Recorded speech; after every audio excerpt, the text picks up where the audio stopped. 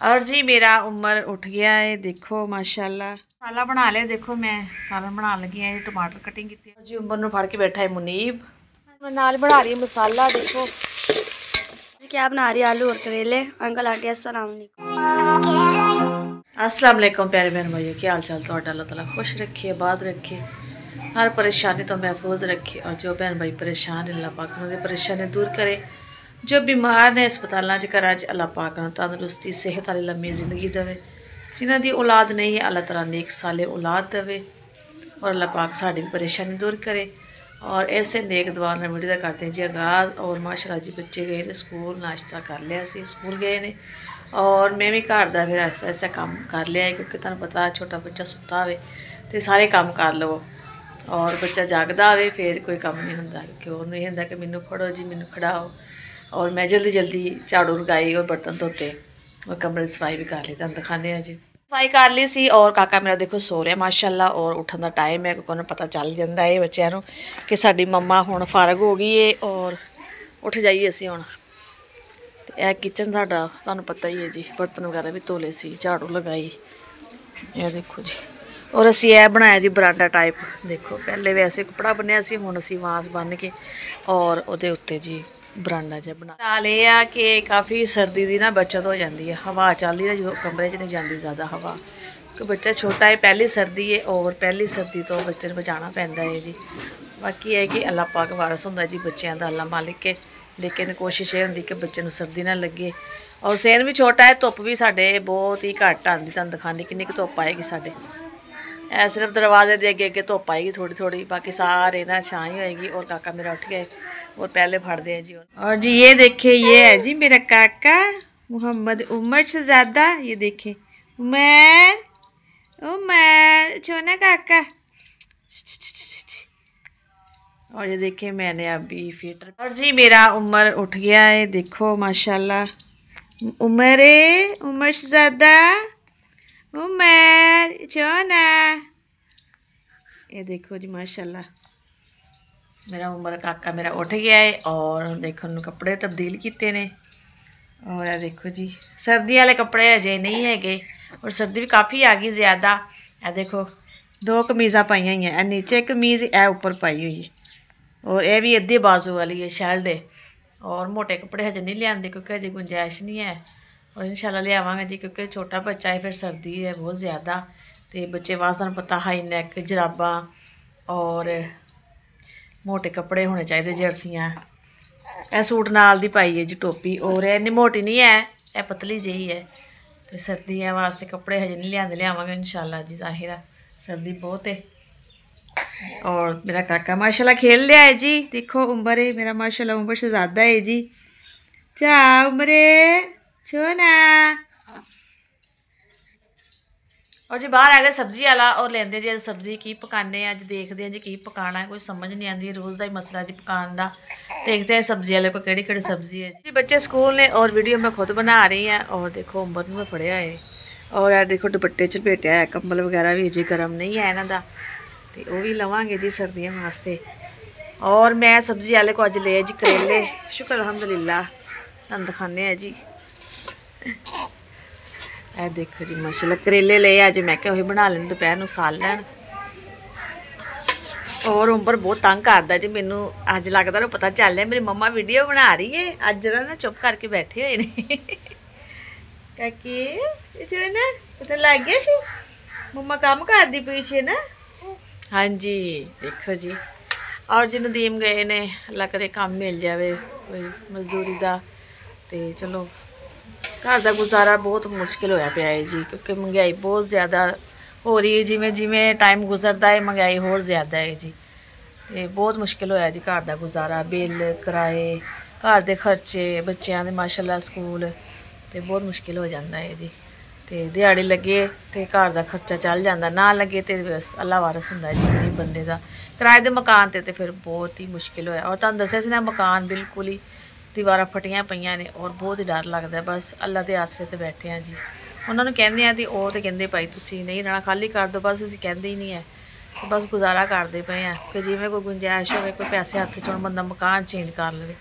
और तुहाडे सामने छोटा भी बहुत ज़्यादा है, बहुत ही छोटा है मकान है। ਤੇ ਬਸ ਕੀ ਕਰੀਏ, ਗੁਜ਼ਾਰਾ ਕਰਦੇ ਪਏ ਆ। ਮਹਿੰਗਾਈ ਦਾ ਦੌਰ ਹੈ ਜੀ, ਤੇ ਗੁਜ਼ਾਰਾ ਵੀ ਬਹੁਤ ਮੁਸ਼ਕਿਲ ਹੈ, ਤੇ ਬੰਦਾ ਬੱਚਿਆਂ ਦੇ ਕੱਪੜੇ ਫਿਰ ਕਿੱਥੋਂ ਲਿਆਵੇ, ਤੇ ਹਰ ਚੀਜ਼ ਚਾਹੀਦੀ ਹੈ ਜੀ ਮਾਸ਼ਾਅੱਲਾ ਬੱਚਿਆਂ ਨੂੰ ਵੀ।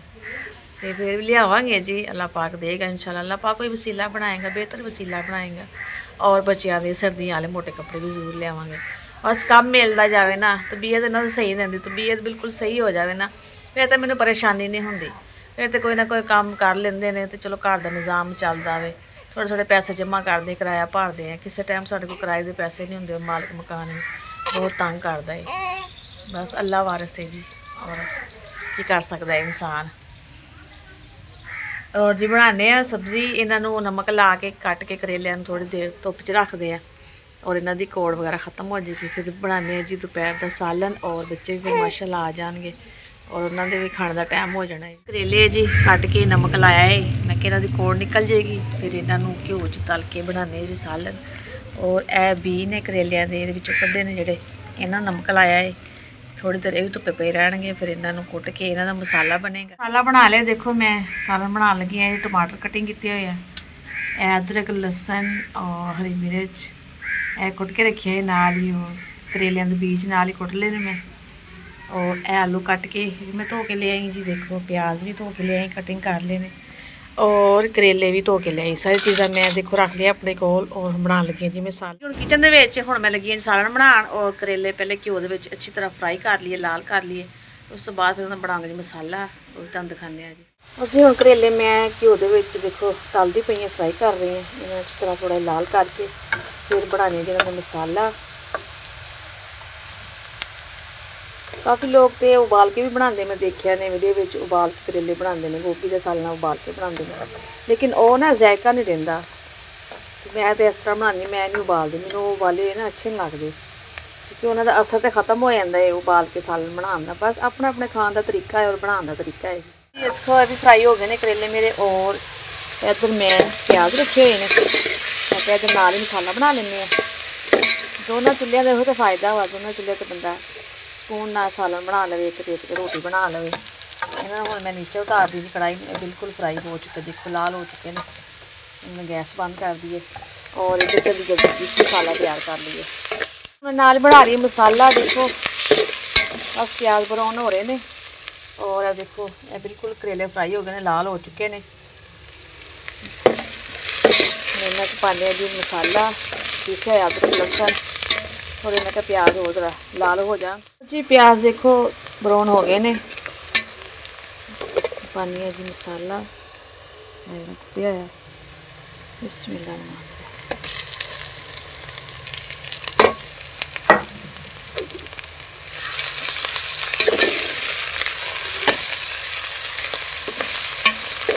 थोड़ा जिहा भी लाल हो जाए, फिर उसके बाद टमाटर पाने हैं जी।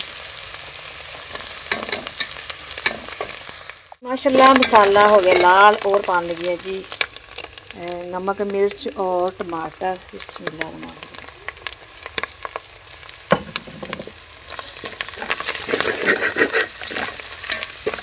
और आज मैं करती पई देखो जी दो काम, सालन बना रही है और उंबर नूं भी संभालती पई। देखो कहते ने कि दो तीन काम बंदा किदां करे, कल्ली औरत किवें करे, कहते जो सिर ते पई ना बंदा कर लेंदा। माशाअल्लाह जी उन्होंने देखती पई है काके नूं भी, और मैं अपना सालन बना रही क्योंकि बच्चों ने आ जाना स्कूलों, दोपहर का टाइम हो गया और भुख लग गई बच्चों को। फिर आंदे चलो सालन तैयार हो जाएगा और रोटी फिर बनावांगे जो एकदम मनीब आएंगे फिर बनावांगे रोटी। सालन तो चलो बनया आएगा ना। मैं पान लगी जी आलू, क्योंकि मसाला माशाअल्लाह बिल्कुल हो गया जी रेडी। बिस्मिल्लाहिर्रहमानिर्रहीम। आलू पा के थोड़ा जिहा इन्हां नूं भुन लवांगे, भुन के थोड़ा पानी पावांगे। जो आलू गल जाएंगे फिर पावांगे जी करेले तल के रखे हुए, ये तो बने हुए हैं ना, बस हम आलू गल जान।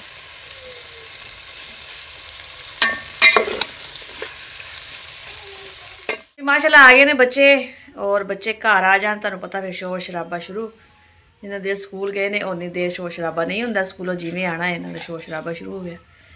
तो दिन बहुत छोटे छोटे आ और सर्दी है, एवं दिन गुजर जाता है पता नहीं चलता। सुबह का काम करके और दोपहर का खाने की तैयारी करो, छोटे नूं देखो नहीं बस दिन गुजर गया। दोपहर का खाना बनाते बनाते 2-3 बज जाते हैं और शाम पै जाती है जी। चलो जी आ गए ने बच्चे, हुण इन्हां नूं दिंदे आ जी रोटी बना के। और जी माशाअल्लाह हुण पान लगी, देखो बिस्मिल्लाह।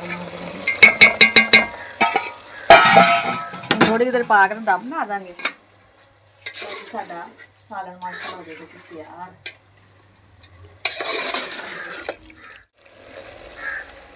मम्मा जी क्या बना रही है? आलू और करेले। अंकल आंटी अस्सलाम वालेकुम। हाँ जी, और देखो जी मैनूं लगदा मैं पिछले साल बनाए सी और हुण बना रही, साल बाद बना रही जी आलू करेलियां दा सालन। मज़ेदार बन रहे जी। गोश्त करेले हो गए या आलू करेले, क्योंकि साढ़े वास्ते आलू ही गोश्त है। काफ़ी मज़ेदार बन रहे हैं माशाल्लाह। तैयार है जी, बस थोड़ी देर दम ला ली जरा। बनाने लगे हैं अब रोटियाँ। जी जी मैं कहा मैं रोटियां बना लवां।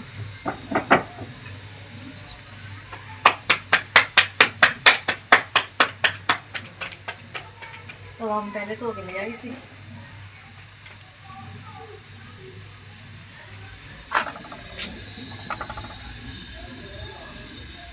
जी उमर नूं फड़ के बैठा है मुनीब। हाँ जी अंकल आंटी अस्सलाम वालेकुम। दोने भाई बैठे हुए ने। आ लो मुनीब खाओ तुसी खाना। आ जाए जिस बहन भाई ने खाना है जी।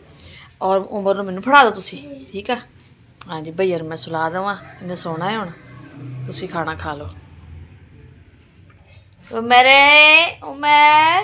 छो ना, अच्छा नहीं नहीं। और जी माशाल्लाह खाना खा लिया है और मैं बर्तन वगैरह धोले सी और कपड़े धोते सी कल और सुक्के पे ने। मैं कहना ला के रख देवां, थोड़ी धुप्प आई फिर धुप्पे मैं भी खिलार दिते, हुण सुक गए ने। क्योंकि मैं शाम का टाइम हो रहा है और फिर होर ज़्यादा सलाबे जाने, रात फिर गिले गिले रहने ने सर्दी की वजह नाल।